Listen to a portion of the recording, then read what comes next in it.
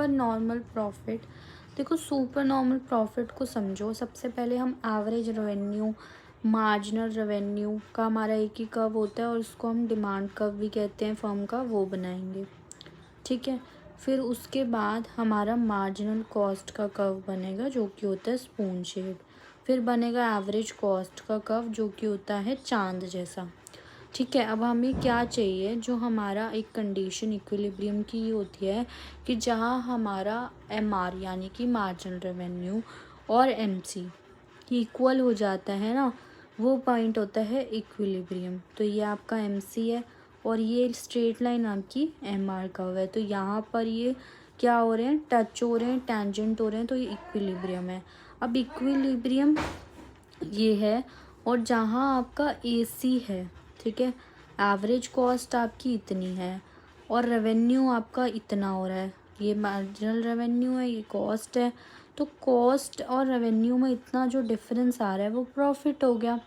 तो ये हमारा जो होता है सुपर नॉर्मल प्रॉफिट होता है, जहाँ पर हमारा जो ये एसी है, ये एसी कर्व है, एसी कर्व जो होता है कम होता है एमआर से, ठीक है, with respect to this corresponding, मतलब इसके सामने इक्विलिब्रियम। इक्विलिब्रियम कहाँ होता है, जहाँ पर आपका मार्जिनल रेवेन्यू और मार्जिनल कॉस्ट कर्व इक्वल हो जाए।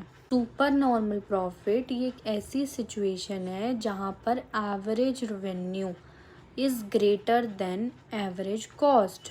ठीक है। एवरेज रेवेन्यू ग्रेटर है एसी से corresponding to equilibrium level of output. Average revenue greater है एवरेज कॉस्ट से विद रिस्पेक्ट टू, या फिर कॉरस्पॉन्डिंग ही बोल लो इसे, ठीक है, कॉरस्पॉन्डिंग सामने इक्विलिब्रियम क्वांटिटी के।